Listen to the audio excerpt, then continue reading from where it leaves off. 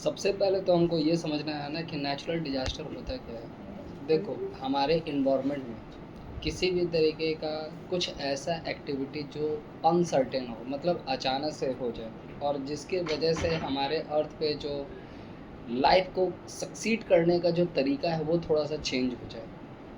बहुत ज़्यादा sudden changes आना हमारे लाइफस्टाइल, ठीक है, या हमारे लिविंग कंडीशन में, ये भी एक तरीके का डिजास्टर होता है। डिजास्टर को ओवरऑल हम लोग बोल सकते हैं कि डिस्ट्रक्शन होना, किसी भी चीज़ तरीके का डिस्ट्रक्शन या लॉस होना। नेचुरल है, इसका मतलब ऐसा प्रॉब्लम जो कि नेचर में अपने आप होता है, उसके लिए हम लोग कुछ नहीं कर सकते हैं, ना उसको कंट्रोल कर सकते हैं, ना उसको मैनेज कर सकते हैं, ठीक है। Although many natural disaster can not be predicted, many suitable measures can be taken to lessen the impact of disaster. बहुत सारे ऐसे नेचुरल डिजास्टर हैं, ठीक है, जिन्हें हम पहले से प्री डिफाइन नहीं कर सकते हैं, पहले से उसके बारे में कोई एक्सपेक्टेशन नहीं कर सकते, और ना ही उसको किसी भी तरीके से ख़त्म कर सकते हैं। हाँ, अगर हमको थोड़ा सा इन्फॉर्मेशन उसके पहले से मिल जाए तो हम उसके वजह से जो भी लॉसेस होते हैं उसको कंट्रोल ज़रूर कर सकते हैं। जैसे better knowledge about this natural disaster can be least reduce the extent of damage. अगर हमको नेचुरल डिजास्टर के रीजंस के बारे में पता हो, उनसे होने वाले डैमेजेस के बारे में पता हो, तो हम उसके लिए proper guidelines, proper steps follow कर सकते हैं और डिजास्टर को काफ़ी हद तक उससे होने वाले डैमेज को कंट्रोल कर सकते हैं। People in the disaster prone area can be moved vigilant and get prepared to face them in better ways so that their ill effect are reduced।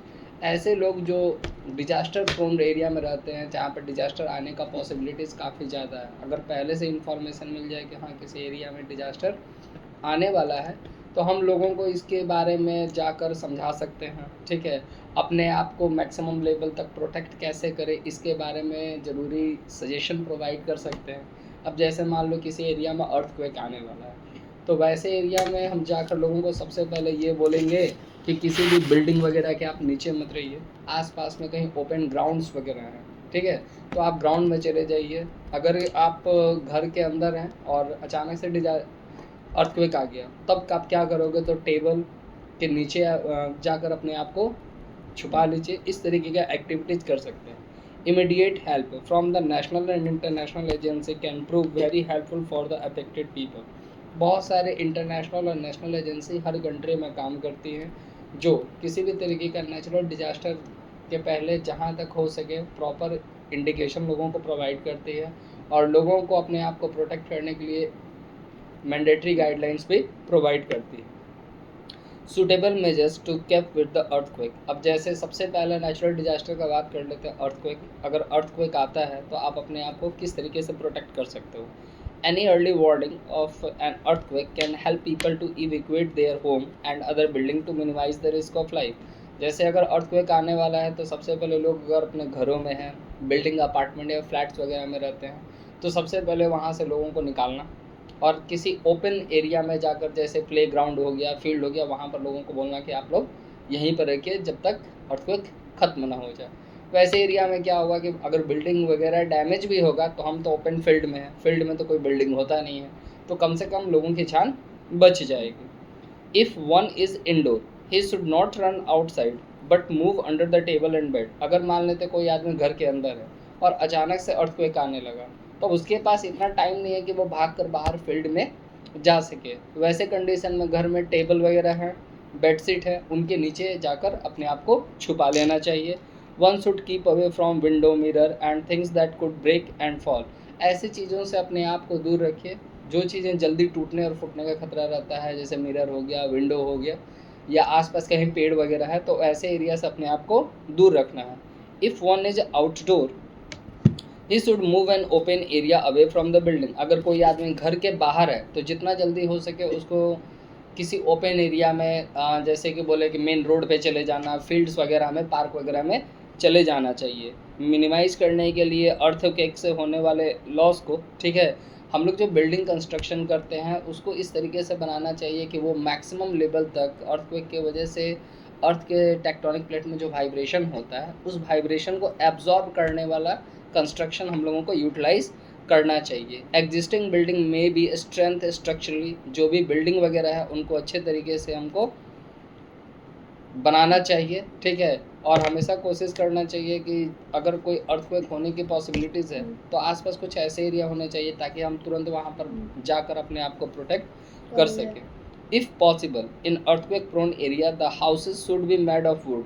अगर पॉसिबल हो सके तो ऐसे एरिया जहाँ पर अर्थक्वेक आए दिन आते रहते हैं, वैसे एरिया में जो घर वगैरह बनाए जाते हैं वो कंक्रीट, सीमेंट, सैंड इन सब का नहीं बनाना चाहिए, वुड का बनाना चाहिए। क्योंकि वुडन हाउस होता क्या है ना कि अर्थक्वेक के शॉक को जल्दी एब्जॉर्ब करते हैं और घर जल्दी डैमेज नहीं होता। It would be better if the wall such building do not touch the ground as was done by ancient Japanese in building their temple. कई जगह पे जैसे जापान वगैरह एक ऐसा कंट्री है जहाँ पर अर्थक्वेक, नेचुरल डिजास्टर, सुनामी आए दिन आते रहता है। तो जापान के लोग एंशियंट टाइम में करते क्या थे ना कि अपने घर वगैरह जो बनाते थे ज़्यादातर वुडन बनाते थे और घर के डोर, विंडो या फिर बेस को अर्थ से थोड़ा सा ऊपर रखते थे। और ग्राउंड सपोर्ट के लिए वो लोग करते क्या थे ना, क्लैंप, एंगल वगैरह यूज करते थे। इस तरीके का एक्टिविटी से हम लोग अर्थक्वेक को काफ़ी हद तक रिड्यूस कर सकते हैं। Way to minimise the risk caused by volcanic eruption. अब देखो नेक्स्ट है वॉल्केनिक इरप्शन। क्या वॉल्केनिक इरप्शन होगा तो हम लोग क्या कर सकते हैं?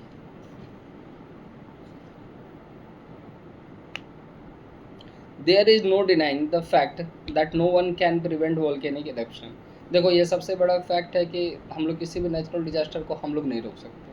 वॉल्केनिक इरप्शन भी एक तरीके का नेचुरल डिजास्टर है जो हमारे कंट्रोल में तो नहीं है कि भाई हम उसको रोक दें, but we can devise way and mean to minimise their effect. लेकिन हम लोग उससे होने वाले लॉसेस को जरूर कंट्रोल कर सकते हैं, जैसे कि अर्थक्वेक के केसेस में था। Most volcanic eruption given a warning, so proper steps should be taken to evacuate nearby people. कभी भी कोई वॉल्केनिक इरप्शन होने वाला होता है तो पहले ही वार्निंग मिल जाता है। तो अगर पहले वार्निंग मिल गया है तो आसपास में अगर कोई वॉल्केनिक इरप्शन होने का पॉसिबिलिटीज़ है तो वैसे एरिया से सबसे पहले हमें दूर हट जाना चाहिए। If different disaster responsible activities are taken in time, like effective warning and careful planning, major losses of life and property can be avoid। यानी अगर कोई भी डिजास्टर का पहले से अगर हमको इन्फॉर्मेशन मिल जाता है, हमें उसके बारे में जानकारी है कि अपने आप को कैसे प्रोटेक्ट कर सकते हैं, तो इन सारे गाइडलाइंस को हमें इग्नोर नहीं करना चाहिए। इन सारे गाइडलाइंस को यूटिलाइज करते हुए मैक्सिमम लॉस को कंट्रोल करने की कोशिश करनी चाहिए। इस तरीके से हम लोग किसी भी डिजास्टर वगैरह को कंट्रोल कर सकते हैं। By adopting such method much loss of life and property can be minimise. इस तरीके से हम लोग लाइफ और प्रॉपर्टी दोनों को डैमेज होने से काफ़ी हद तक बचा सकते हैं। Example, when mount Pinatubo in Philippines erupted in June 1991 after 6th century, the deaths were limited to 350 only. Through its eruption was one of the largest in the 20th century। जैसे Philippines में एक volcanic eruption हुआ तकरीबन 600 सालों के बाद, ठीक है, और माउंट पिनाटुबा में, ठीक है, और वॉल्केनिक इरप्शन हुआ तो इसमें लॉस तो हुआ लोगों के लाइफ का, लेकिन ओनली 350 लोगों की ही डेथ हुई। और ये 20वीं सेंचुरी का सबसे बड़ा वॉल्केनिक इरप्शन था। By careful monitoring of the precautionary measures the people were evacuated in time and by the time the volcanic erupted much had already been save. अब इतने कम लॉसेस होने के पीछे सबसे बड़ा रीज़न क्या था? क्योंकि वॉल्केनिक इरप्शन के लिए पहले से इन्फॉर्मेशन मिल गया था, लोगों ने समय रहते अपने आप को वैसे एरिया से इवैक्यूएट करके दूसरे सेफ प्लेस पर अपने आप को लोगों ने सेटल्ड कर दिया, जिसके वजह से लोगों की जान कम गई, डैमेज काफ़ी कम हुआ। एक और एग्जांपल है कैलिफोर्निया यूएसए में, जहां पर वॉल्केनिक इरप्शन हुआ और लोगों ने समय रहते इसके वार्निंग को समझा और अपने आप को वहां से इवैक्यूएट करके निकाल लिया, जिसकी वजह से लॉसेस काफ़ी कम हुए। तो इस तरीके का एक्टिविटी से हम लोग काफ़ी हद तक डिजास्टर को कम कर सकते हैं। एक नेचुरल डिजास्टर है साइक्लोन। अब साइक्लोन में क्या होता है ना कि अनलिमिटेड बहुत ज़्यादा तेज़ बारिश होगा, बहुत ज़्यादा धूल, आंधी, ये सारी चीज़ें हम लोगों को देखने को मिलती है। No doubt human can do little to avoid natural hazards like tropical cyclone, but certain precaution can be taken for safety and getting prepare for such a calamities.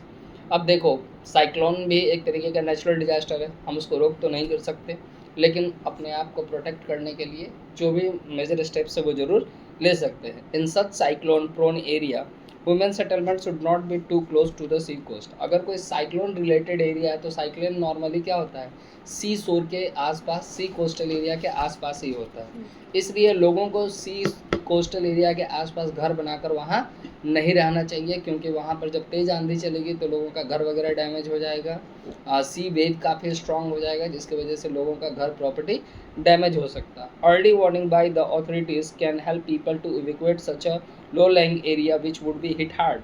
और साइक्लोन आने से पहले भी वेदर डिपार्टमेंट के ज़रिए cyclone के बारे में वार्निंग मिल जाता है। तो जब वार्निंग मिल जाता है तो साइक्लोन प्रोन एरिया से जितना जल्दी हो सके अपने आप को दूर करके किसी हाई एरिया पर, हाई एल्टीट्यूड वाली एरिया पर चले जाना चाहिए।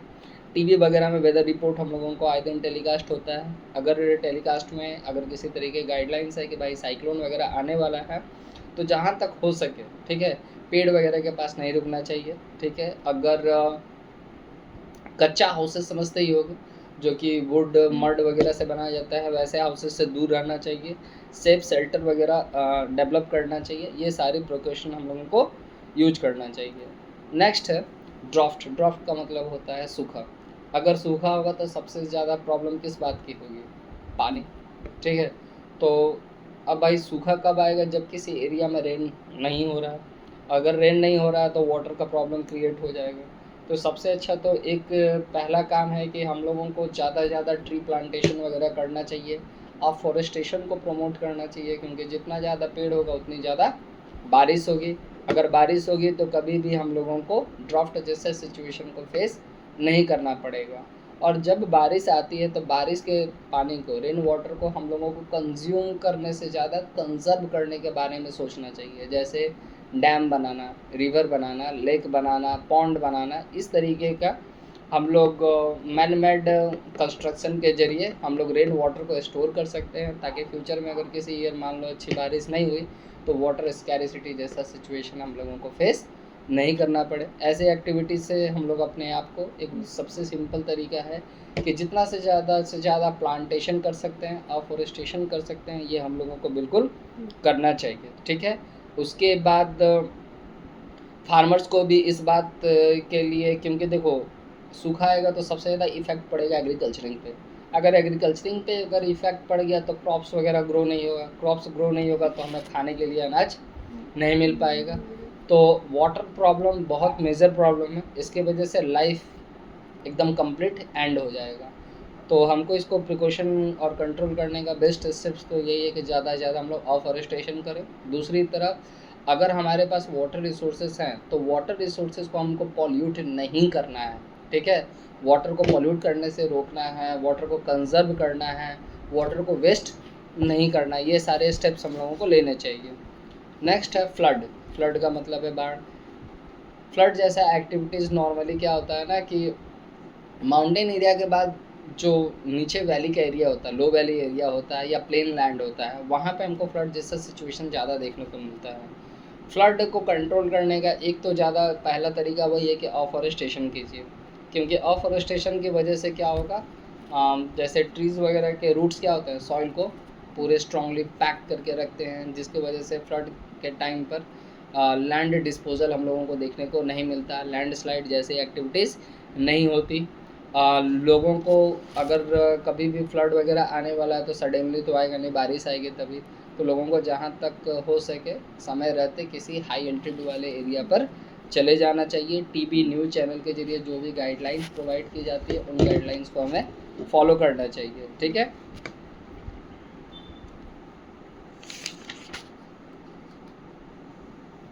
और लोगों को फाइनली यही है कि चाहे किसी भी तरीके का नेचुरल डिजास्टर हो, हमारे पास उसको रोकने का कोई उपाय नहीं है, लेकिन उससे होने वाले डैमेज को कंट्रोल करने का हमारे पास एक ही उपाय है, ठीक है। अपने आप को मेंटली स्ट्रांग रखना। जो भी गवर्नमेंट एजेंसी वगैरह गाइडलाइंस प्रोवाइड करती हैं, जो भी सेफ्टी मेजर्स प्रोवाइड करती है, उन सेफ्टी मेजर्स को फॉलो करना हमारे बस में, यही सारी चीज़ें हैं। तो यही एक तरीका है नेचुरल डिजास्टर को हम मैक्सिमम वेद तक कैसे कंट्रोल कर सकते हैं।